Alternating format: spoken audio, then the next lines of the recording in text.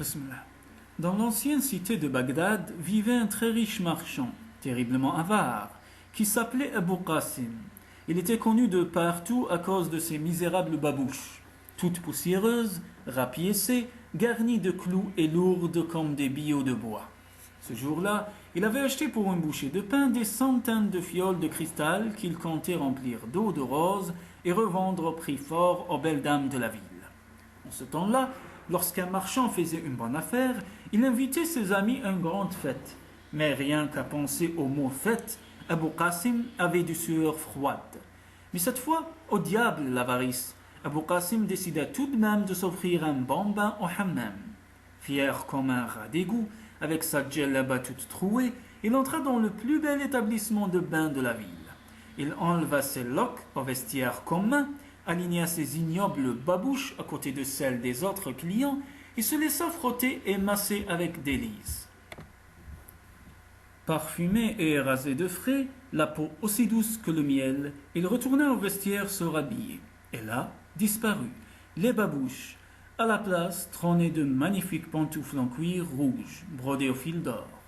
Un de mes amis a sans doute voulu me faire un cadeau, se dit-il. Quelle aimable attention! Et sans plus réfléchir, il chaussa les nouvelles babouches et s'en alla tout heureux. Quelques minutes après lui, le qadi du tribunal de Bagdad sortit du bain. Il chercha partout ses chaussures en vain. C'est alors que, dans un coin, il aperçut un abominable tas qu'il reconnut aussitôt. Les babouches d'Abu Qasim. Le qadi convoqua immédiatement Abu Qasim au tribunal et lui demanda d'où il tenait les babouches neuves qu'il avait aux pieds. Le marchand sourit naïvement et lui répondit qu'il les a trouvées au hammam. « Ne sais-tu pas, Abu Qasim, qu'il ne faut pas prendre ce qui ne t'appartient pas? Ces babouches sont les miennes. Tu es un voleur. Pour ta faute, je te condamne à 3000 dinars d'amende. » Abu Qasim eut beau crier et se lamenter, le juge n'en démordit pas. Le riche marchand n'eut d'autre solution que de payer sur le champ cette somme colossale qui lui arracha le cœur. Et notre homme repartit tout piteux avec ses vieilles babouches répugnantes. Fou de rage, il rentra chez lui et les jeta par la fenêtre. Elles tombèrent dans le fleuve qui coulait au pied de sa maison. Quelques jours plus tard, elles se prirent dans les filets d'un pêcheur qui les reconnut. Aussitôt, il repêcha les babouches dégoulinantes de boue, se rendit chez Abu Qasim et les lança par la fenêtre ouverte. Une fois, hélas, elles atterrirent sur la table où le marchand était en train de remplir ses précieuses fioles. Badaboum! Tout tomba par terre et vola en éclats. Abu Qasim s'arracha la barbichette en poussant des cris d'écorche vif. Par la faute de ces satanées babouches, on volait les bonnes affaires. Il décida alors de s'en débarrasser une fois pour toutes.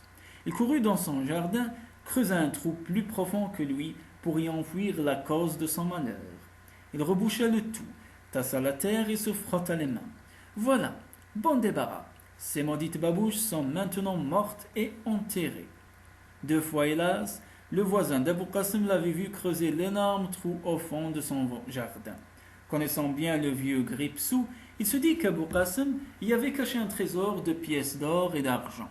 Or, dans ce pays-là, la coutume voulait que l'on donne au calife la moitié de son trésor en guise d'impôt. Le voisin courut chez le juge et dénonça le malheureux. Le qadi convoqua le nouveau Abu Qasim et lui demanda ce qu'il avait enfoui dans son jardin. D'un air misérable, le marchand lui répondit qu'il avait enterré ses babouches pour ne plus jamais en entendre parler. Tout le tribunal se mit à rire aux éclats. Personne ne crut pareille sornette. Le juge prononça sa sentence. « Je te condamne à 5000 dinars d'amende, espèce de menteur. » À l'annonce de ce montant, Abu Qasim tomba à genoux et se lamenta qui mieux. Peine perdue, il fut obligé de payer son dû. De retour chez lui, il fonça dans son jardin, déterra les horribles babouches et les enfouit dans un sac. À la sortie de Bagdad, il jeta le tout dans un étang aux eaux tranquilles, tout en vérifiant que cette fois, personne ne l'observait. 3 fois, hélas, ce bel étang était le réservoir d'eau de la ville. Entraînés par un tourbillon, les souliers s'engouffrèrent dans la conduite et le bouchèrent. Bientôt, toute la ville de Bagdad fut inondée. Les ingénieurs enquêtèrent et finirent par trouver la cause du terrible fléau, les célèbres babouches.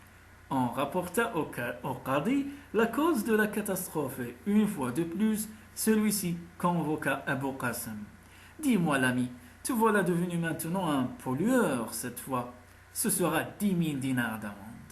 Voilà Abou Qasim ruiné, mais on lui rendit ses babouches. Écumant de rage, il décida de s'en débarrasser à tout jamais par le feu.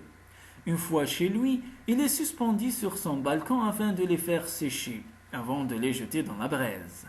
1000 fois, hélas, le chien d'Abou Qasim jouait sur le balcon. D'un coup de patte, il essaya d'attraper les gouttelettes qui dégoulinaient des babouches et l'une d'elles tomba sur la tête d'une vieille femme qui passait dans la rue. Saisie d'effroi, la pauvre dame s'affaissa et mourut sur le coup. Les parents de la défunte se précipitent en hurlant chez le Qadi avec la pièce à conviction. Excédé, le Qadi convoqua pour une dernière fois Abou Qasim et l'accusa. Abou Qasim, non seulement tu es un voleur, un menteur, un pollueur, mais te voilà maintenant un tueur. Pour ta peine, je te confisque ta maison et tous tes biens. À ces mots, Abou Qasim fut pris d'un énorme rire. Mes babouches, monsieur le juge, je vous les donne et pour rien.